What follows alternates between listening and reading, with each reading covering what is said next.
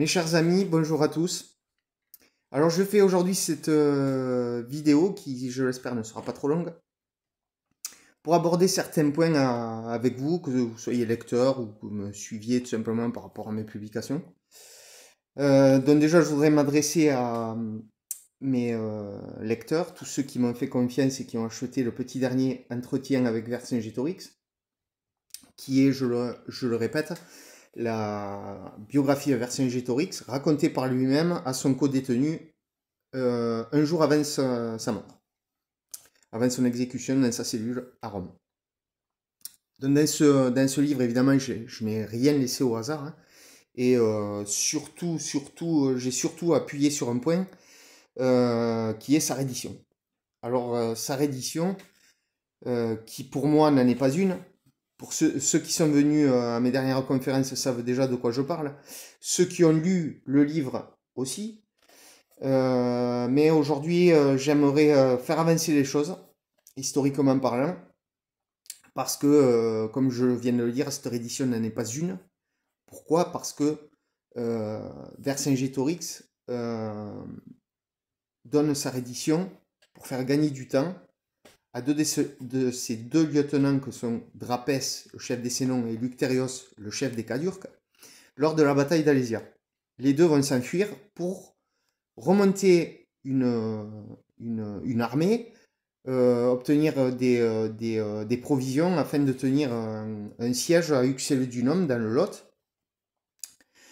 Ce qui va fonctionner, puisque Vercingétorix va faire croire à Jules César que toute la Gaule est soumise, que plus personne ne va se révolter. César, a priori, croit en ces mots, et Vercingétorix, ce faisant, fait gagner du temps à ses lieutenants qui ont fui Alésia, pas par lâcheté, bien sûr. Hein, alors Drapès, je n'ai pas tellement comment dire, de sources sur lui, mais Lucterios, il n'est pas renommé pour être un lâche. Hein. Donc, et puis l'histoire parle d'elle-même. Hein. De toute façon, les deux se sont enfuis pour monter un siège, pour tenir un siège à Uxellodunum. Donc, le problème que je rencontre, si vous voulez, c'est que l'histoire, comme nous l'a appris à l'école, nous certifie que Alésia est le dernier fait de la guerre des Gaules. À aucun moment on nous explique Uxellodunum. Peut-être certains d'entre vous n'en ont jamais entendu parler, ou n'en avez jamais entendu parler avant de lire ce livre. Uxellodunum, quand vous allez à Uxellodunum, moi je m'y suis rendu. Autour du lieu, du site, vous avez des panneaux partout où on revendique que c'est le lieu de la dernière bataille. Et c'est le cas. Jules César en parle dans sa guerre des Gaules. Donc, c'est pas très honnête tout ça. C'est pas très honnête. Donc, moi j'ai appuyé sur ce point-là. Parce que, premièrement, on fait passer Vercingétorix pour un lâche, on fait passer Lucterios et Drapès pour des lâches. On fait passer Jules César pour finalement celui qui a maîtrisé tout de bout en bout, ce qui est totalement faux. Totalement faux, puisqu'il se fait duper par Vercingétorix. Sauf que je rappelle que le Bellum Gallicum, la guerre des Gaules, écrite par Jules César pour la gloire de Jules César auprès du peuple romain, ne pouvait pas discréditer Jules César. Donc automatiquement, il minimise la chose. Sauf que aujourd'hui, je pense que plus de 2000 ans après les faits, il va être peut-être temps que le monde érudit, historique, donc je m'adresse évidemment aux historiens, aux universitaires, je pense qu'il faudrait se repencher sur le sujet. J'ai déjà eu quelques premiers retours de lecture de cette biographie, où tout le monde me dit c'est bluffant à quel point tu as raison. Oui, alors je sais ce qu'on va me dire. On va me dire de le prouver. Évidemment, c'est fort logique. Maintenant, je vais vous demander autre chose. Prouvez-moi la version officielle. J'attends. Un partout, balle au centre. Donc, je le redis, je ne viens pas là pour faire du merchandising vers mon bouquin, c'est pas le but. Je ne viens pas là pour essayer de répandre un pseudo-complotisme, pas du tout. Je viens là pour faire avancer les choses à la gloire de Vercingétorix, bien sûr, mais surtout au nom de la vérité. Pourquoi on ne se penche pas là-dessus? Pourquoi depuis 2000 ans, on traîne comme un boulet au pied cette version qui, à l'arrivée, quand on est cohérent, paraît assez fausse. Donc, déjà, je vous invite à lire le livre pour mieux comprendre. Et je vais demander peut-être à des magazines, des animateurs de radio, peut-être, etc., des journalistes, peut-être, de se pencher là-dessus, de répandre cette information qui, à mes yeux, est très, très, très importante. Très, très, très importante. Loin de moi, encore une fois, d'essayer de faire la promotion du livre. Évidemment que ça ira de pair. Je le sais, évidemment. Mais je voudrais vraiment, vraiment faire avancer les choses là-dessus.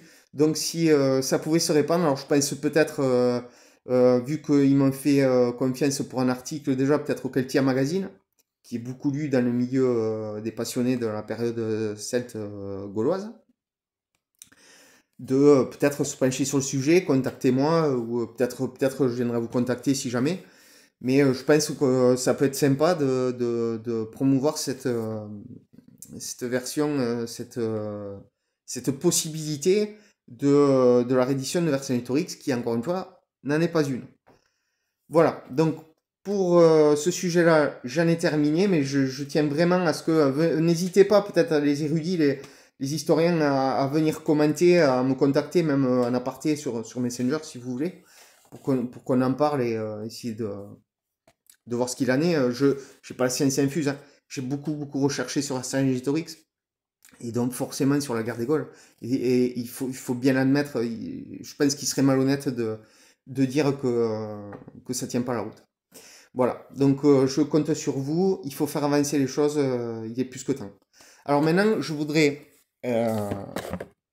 encore une fois, donc comme je l'ai dit, peut-être le Keltia Magazine faire un article, puisqu'ils avaient fait un article sur le silence des Carnix, sur le fait que les Convennes et les Consoranines étaient donc le Comminges et le Couserans, chez moi dans les Pyrénées, étaient les deux dernières tribus soumises, pas par le combat, mais voilà, on avait réussi à faire un article sympathique, donc à la rigueur, ça peut faire avancer les choses.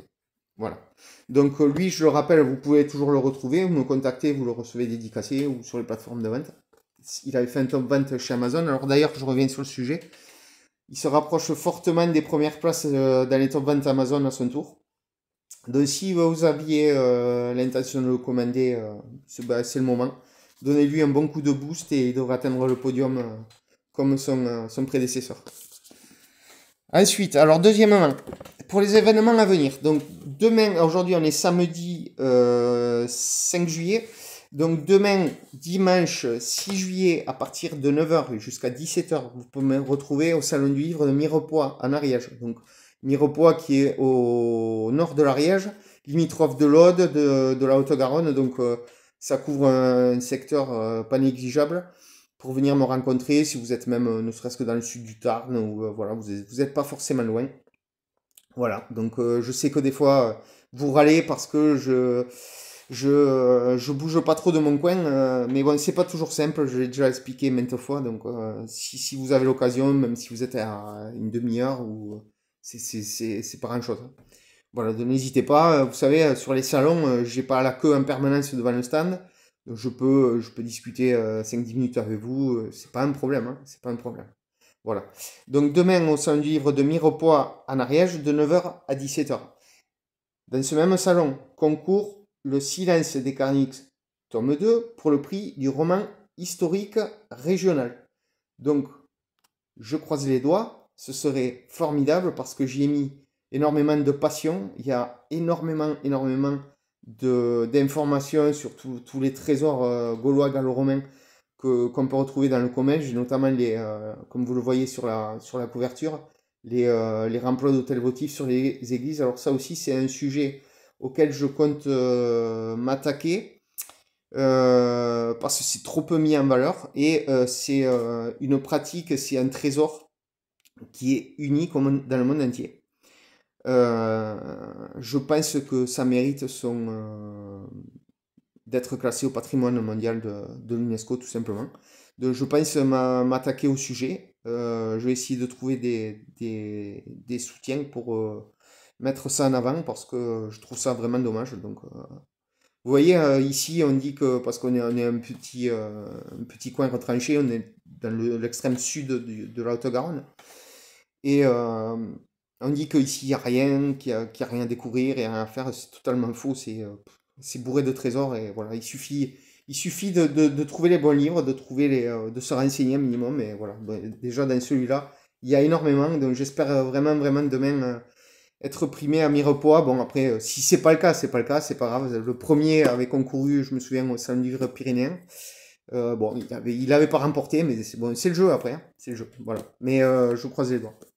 Voilà, donc encore merci à tous, ben, parce que le entretien vers Saint-Gétorix a fait un départ fracassant. J'ai reçu énormément de demandes de livres dédicacés que j'ai renvoyés. J'en ai reçu encore quelques-unes là.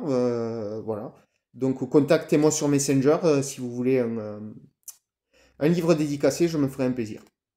Voilà, donc eh bien, je vous dis à bientôt. Après, j'avance aussi sur mon futur livre. Donc, c'est un projet important puisque c'est le guide gaulois-gallo-romain du Comminges et de ses contours, donc qui débordera un peu sur la Bigorre, le Couseran, le Volvestre peut-être, voilà. Et peut-être même le Val d'Aran en Espagne, voilà, tout le Comminges et sa couronne, quoi. Voilà, donc c'est beaucoup de boulot, par contre, beaucoup de recherche, va falloir que je me déplace aussi sur le terrain, mais bon, ces jours-ci, il fait très très chaud, donc c'est un peu difficile. Puis il y a les salons du livre, donc, je peux pas me mettre pleinement dans le travail, mais ça va venir. Voilà, donc je vous remercie, je vous redemande encore une fois de partager un maximum, que ce soit sur Facebook ou ailleurs, de parler de ça entre vous, à des personnes qui s'intéressent, qui sont passionnées de cette période, qui travaille dans les milieux de l'histoire, pour faire avancer les choses sur cette fichue reddition qui n'en est pas une de Vercingétorix lors de la guerre des Gaules à Alésia. Voilà, encore merci, à bientôt, portez-vous bien.